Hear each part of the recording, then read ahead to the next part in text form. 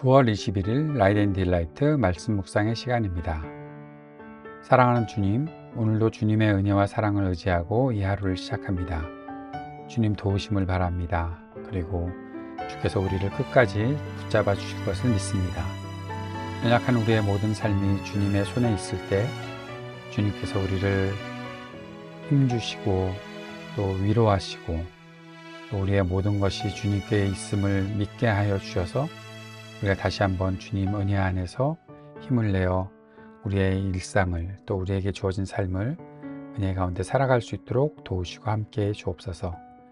오늘도 주의 말씀을 붙잡고 나아갈 때 주님, 우리가 그 말씀을 깨닫고 말씀대로 살아갈 수 있도록 지혜와 능력을 더하여 주시고 우리를 성령으로 충만케 하여 주옵소서. 예수님 이름으로 기도드립니다. 아멘. 오늘은 역대하 18장 말씀을 함께 읽고 묵상하겠습니다. 역대하 18장 말씀 새번역 성경으로 읽겠습니다. 여호사밧은 재물을 많이 모으고 큰 영예를 얻었다. 그는 아합 가문과 혼인의 유대를 맺었다. 몇 해 뒤에 여호사밧이 사마리아로 가서 아합을 방문하니 아합이 여호사밧과 그를 수행하는 사람들을 대접하려고 많은 양과 소를 잡았다. 아합은 여호사밧에게 함께 길랏 라못을 치러 올라가자고 제안하였다. 이스라엘의 아합 왕이 유다의 여호사밧 왕에게 물었다. 길랏의 라못을 치러 나와 함께 올라가시겠습니까? 여호사밧이 대답하였다. 내 생각이 바로 임금님의 생각이고 내가 통솔하는 군대가 곧 임금님의 군대입니다. 우리는 임금님과 함께 싸우러 나가겠습니다. 그러면서도 여호사밧은 이스라엘 왕에게 말하였다. 그러나 먼저 주님의 뜻을 알아봄이 좋을 듯합니다. 그러자 이스라엘 왕은 400명이나 되는 예언자들을 모아놓고 그들에게 물었다. 우리가 길랏의 라못을 치러 올라가는 것이 좋겠소? 아니면 그만두는 것이 좋겠소? 그러자 예언자들이 대답하였다. 올라가십시오. 하나님께서 그 성을 임금님의 손에 넘겨주실 것입니다. 여호사밧이 물었다. 우리가 물어볼 만한 주님의 예언자가 여기에 또 없습니까? 이스라엘 왕이 여호사밧에게 대답하였다. 주님의 뜻을 물어볼 만한 사람으로서 이물라의 아들 미가야라고 하는 예언자가 있기는 합니다만 나는 그를 싫어합니다. 그는 한 번도 나에게 무엇인가 길한 것을 예언한 적이 없고 언제나 흉한 것만을 예언하곤 합니다. 여호사밧이 다시 제안하였다.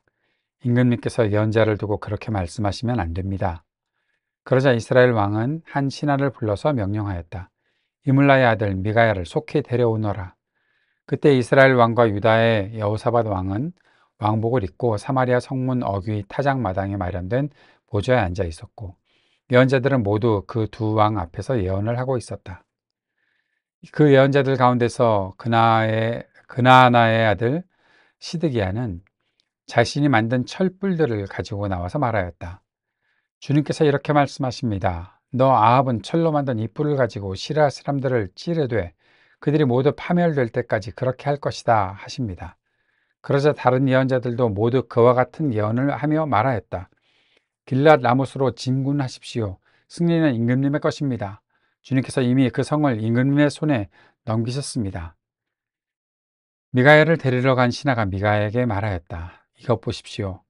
다른 예언자들이 모두 하나같이 왕의 승리를 예언하였으니 예언자께서도 그들이 한 것 같이 왕의 승리를 예언하시는 것이 좋을 것이요. 미가야가 대답하였다. 주님께서 살아계심을 두고 맹세하지만 나는 다만 내 하나님께서 말씀하신 것만을 말하겠습니다. 그가 왕 앞에 나오자 왕이 그에게 물었다. 미가야는 대답하시오. 우리가 길랏의 라못을 치러 올라가는 것이 좋겠소? 아니면 내가 그만두는 것이 좋겠소? 미가야가 대답하였다. 올라가십시오. 승리는 임금님의 것입니다. 그들은 이미 임금님의 손에 넘어온 것이라 다름없습니다. 그러나 왕이 그에게 다시 말하였다. 그대가 주님의 이름으로 나에게 말을 할 때에는 진실을 말해야 한다고 누차 일렀는데 내가 얼마나 더 똑같은 말을 되풀이해야 하겠소? 미가야가 대답하였다. 내가 보니 온 이스라엘이 이 산 저 산에 흩어져 있습니다. 마치 목자 없는 양떼 같습니다. 주님께서 말씀하시기를 이들에게는 인도자가 없다. 제각기 집으로 평안히 돌아가게 하여라 하십니다. 이스라엘 왕이 여호사밧에게 말하였다. 보십시오. 그는 나에게 늘 길한 것은 예언하지 않고 흉한 것만을 예언한다고 말씀드리지 않았습니까? 미가야가 말을 계속하였다. 그러므로 이제 주님의 말씀을 들으십시오. 내가 보니 주님께서 보좌에 앉으시고 그 좌우에는 하늘의 모든 군대가 둘러서 있는데 주님께서 물으십니다. 누가 이스라엘의 아합 왕을 꿰어내어 그로 하여금 길르앗의 라못으로 올라가게 하여 거기서 죽게 하겠느냐? 그러자 그들은 이렇게 하자 또는 저렇게 하자 저마다 자기들의 의견을 말하는데 한 영이 주님 앞에 나서서 말합니다. 내가 가서 그를 꿰어내겠습니다. 그러자 주님께서 그에게 물으십니다. 어떻게 그를 꿰어내겠느냐? 그러자 그가 대답합니다.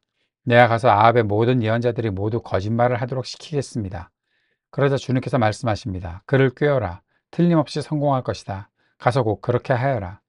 그러므로 이제 보십시오. 이미 주님께서 거짓말하는 영을 여기에 있는 임금님의 예언자들의 입에 들어가게 하셨으니 주님께서는 임금님께 재앙을 선언하신 것입니다. 그러자 그나아나의 아들 시드기야가 다가와서 미가의 뺨을 때리며 말하였다. 주님의 영이 언제 나를 떠나서 어느 길로 너에게 건너가서 말씀하시더냐? 미가에게 대답하였다. 네가 골방으로 들어가 숨는 바로 그 날에 너는 모든 것을 알게 될 것이다. 이스라엘 왕이 명령하였다. 미가야를 잡아서 아몬 성주와 요아스 왕자에게로 끌고 가도록 하여라. 그리고 내가 명령하는 것이니 이 자를 감옥에 가두고 내가 평안에 돌아올 때까지 빵과 물을 죽지 않을 만큼만 먹이라고 하여라. 미가야가 말하였다. 임금님께서 정말로 평안히 돌아오실 수 있다면 주님께서 나를 지켜서 이런 말씀을 하지 않으셨을 것입니다. 미가야는 한마디 덧붙였다. 여기에 있는 모든 백성은 내 말을 잘 기억하여 두시오.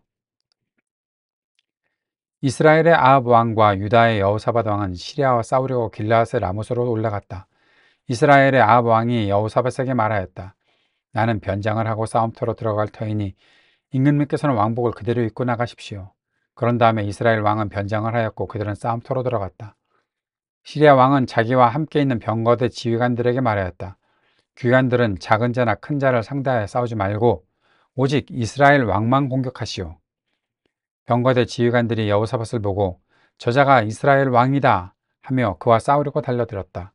여호사밧이 기겁을 하여 소리를 쳤다. 주님께서 그를 도우셨다. 하나님께서 그들을 그에게서 떠나게 하신 것이다. 병거대 지휘관들은 그가 이스라엘 왕이 아님을 알고 그를 추적하기를 그만두고 돌아섰다. 그런데 한 군인이 무심코 활을 당긴 것이 이스라엘 왕을 명중시켰다. 화살이 갑옷, 가슴막이 이음새 사이를 뚫고 들어간 것이다. 왕은 자기의 병거를 모는 부하에게 말하였다. 돌아서서 이 싸움터에서 빠져나가자. 내가 부상을 입었다. 그러나 그날은 특히 싸움이 격렬하였으므로 이스라엘 왕은 시리아 군대를 맞이하여 그의 병거 안에서 저녁 때까지 겨우 힘을 지탱하다가 해걸음에 죽고 말았다. 오늘 역대하 18장을 읽었는데요. 여기에는 예언자 미가야도 나오고 아합 왕, 이스라엘 아합 왕도 나오고 또 여호사밧도 계속해서 나오고 있습니다. 중심 인물은 사실 여호사밧이죠.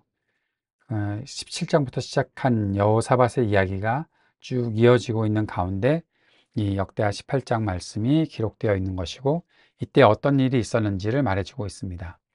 자, 1절을 보니까 여호사밧은 재물을 많이 모으고 큰 영예를 얻었다라고 말하고 있습니다. 그런데 곧장 나오는 말이 그가 아합 가문과 혼인의 유대를 맺었다. 여호사밧이 그 다윗의 뒤를 따랐던 왕으로 우리가 볼 수 있죠. 히스기야, 요시야와 함께 여호사밧이 바로 다윗과 같다, 다윗처럼 살았다라는 그러한 평가를 받는 왕인데 그가 했던 아주 큰 잘못 중에 하나가 바로 아합 가문과 혼인의 유대를 맺었다라는 겁니다. 아합이 어떤 사람입니까? 북이스라엘 왕 중에 가장 악한 왕이라고 할 수 있는 사람이 바로 아합이죠. 이세벨과 함께 북이스라엘을 완전히 우상숭배에 빠지게 만든 그러한 왕이었는데 그 아합과 여호사밧이 유대를 맺었다라는 거죠. 근데 그것에 있어서 아주 중요한 장면 하나가 재물을 많이 모으고 큰 영예를 얻었다. 그리고 나서 아합 가문과 혼인의 유대를 맺었다라는 겁니다. 재물을 많이 모으고 영예를 얻었는데 그 정도 되니까 이제 전쟁하지 않고 뭐 따로 싸우지 않고 어느 정도 유대를 맺고 좋은 교류를 가지면 평안한 세상이 오지 않겠는가라는 그런 생각을 했겠죠. 그래서 아합을 방문했을 때 아합이 그 여호사밧을 대접하려고 뭐 양과 소를 많이 잡고 결국에는 여호사밧과 함께 길랄 라못을 치러 올라가자 시리아와의 전쟁을 이렇게 부추기고 있는 그런 내용들이 이제 시작이 되는 겁니다. 그런데 이때 길랄 라못을 치러 올라가시겠습니까? 라고 했을 때 여호사밧이 대답하는 것이 처음에는 내 생각이 바로 임금의 생각이고 내가 통솔하는 군대가 아합의 군대다라고 그렇게 말을 했었습니다. 함께 싸우겠습니다. 그런데 여호사밧은 어떤 사람인가 하면 하나님께 물어보는 사람이죠. 그 이전에 아합 가문과 유대를 맺기 전에 하나님께 물어보지 않았는데 지금은 또 전쟁을 앞두고 하나님께 물어보자 주님의 뜻을 알아보니 좋을 것 같습니다 라고 그렇게 말하는 도대체 여호사밧의 마음속에 뭐가 있는 걸까요? 전쟁을 하려니까 금방 또 두려워져서 이때는 하나님을 의지할 수밖에 없겠다라고 생각을 했었겠지요. 네. 그런데 그 이전에 좀 하지 왜 지금에서야 그런 생각을 하게 됩니다. 어쨌든 주님의 뜻을 알아보자 했더니 아, 아합 왕에게 있는 400명의 예언자들이 다 왔습니다. 그래서 다 하나님께서 전쟁 딱 넘겨주실 테니까 가서 싸우라 라고 그렇게 얘기했던 거죠. 다 자신을 위한 예언자들이죠. 하나님의 말씀을 받아서 전하는 사람들이 아니죠. 이들은 그저 아합에게 유리하고 아합이 듣기 좋은 말만 했던 사람들이었습니다. 그런 분위기를 여호사밧이 모를 리가 없죠. 그래서 이렇게 물어봅니다. 우리가 물어볼 만한 주님의 연자가 또 없습니까?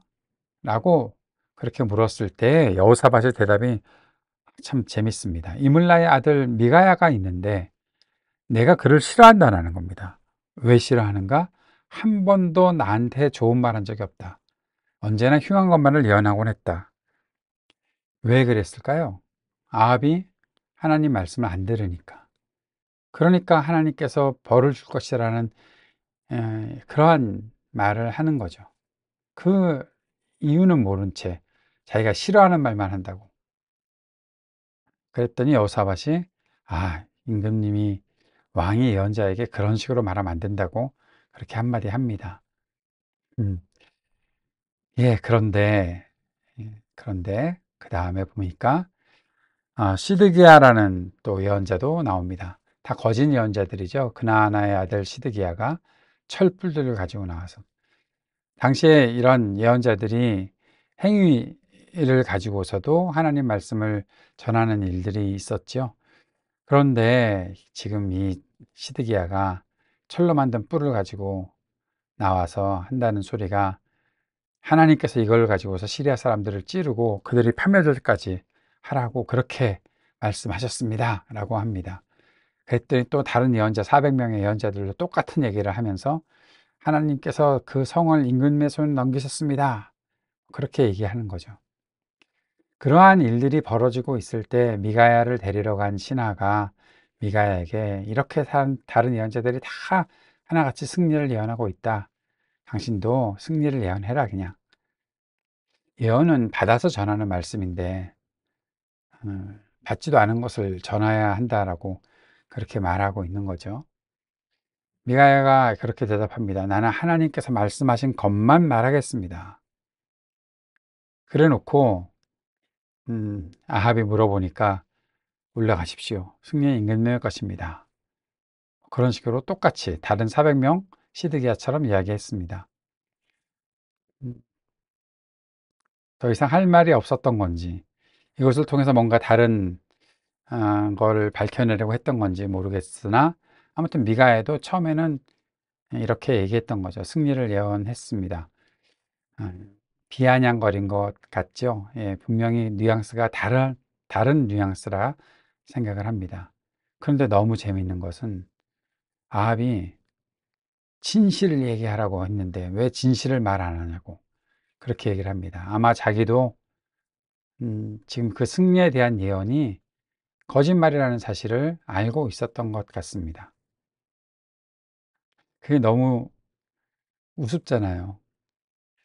승리를 예언했더니 왜 거짓말하냐고 얘기합니다. 근데 다른 400명의 선지자들이 시드기야와 함께 그렇게 거짓말하고 있는데 그것은 자기가 듣기 좋고 미가야가 이제 진실을 얘기하려고 하니까 그 진실은 듣기 싫은데 그래도 진실한 것이 알고는 싶으니까 말하라고 하는 이 모습이 얼마나 참 어리석고 유치하고 그렇습니까? 그때 미가야가 대답한 것은 온 이스라엘이 목자 없는 양같이 흩어져 있다. 인도자가 없다. 결국 그 지도자를 하나님께서 폐하신다라는 말을 하고 있는 것이죠. 다 집으로 돌려보내라. 지도자가 없다. 지도자가 죽었다라는 겁니다. 그러면서 하늘에서 이런 회의가 있었다라고 얘기하고 있어요. 누가 아합 왕을 꿰어내어서 그렇게 죽게 하겠느냐. 하도 말을 안 들으니 그렇게 하나님께서 작정하신 것 같습니다. 그때 뭐 이것저것 이야기들이 있을 때 한 영이 내가 가서 꿰어내겠다. 다 예언자들을 거짓말을 하게 만들어서 그를 꿰어내서 죽게 만들겠다. 그랬더니 주님께서 그렇게 해라. 틀림없이 성공할 것이다. 주님께서 말씀하신 성공이 왕이 죽는 것입니다. 주님께서 임금님의 재앙을 선언하셨다라고 미가야가 말하고 있습니다. 그러니까 시드기야가 미가야의 뺨을 치죠. 한다는 소리가 주님의 영이 언제 나를 떠나서 너한테로 갔냐? 너 어느 길로 주님의 영이 갔는지 너 알고 있냐? 하나님의 말씀이 선포되고 있는데도 이렇게 겁없는 자들이 있습니다. 그리고 나서 미가야는 갇히게 되지요. 그런데 미가야가 아합에게 하는 말이 임금님이 정말로 편안히 돌아오실 수 있으면 나 이런 얘기 안 했을 거 아니냐? 그러면서 백성들에게 자신의 말을 기억하라 라고 얘기했고 결국 아합은 전쟁터에서 죽게 됩니다. 전쟁에 나갈 때 여호사밧 보고는 왕복을 입으라고 해놓고 자기는 변장하고 간다고 얘기하고 이 정말 정신 못 차리는 아합이죠. 그런데 여호사밧은 그 아합의 말을 그대로 듣고서 전쟁에서 큰 위기를 겪게 되었었습니다.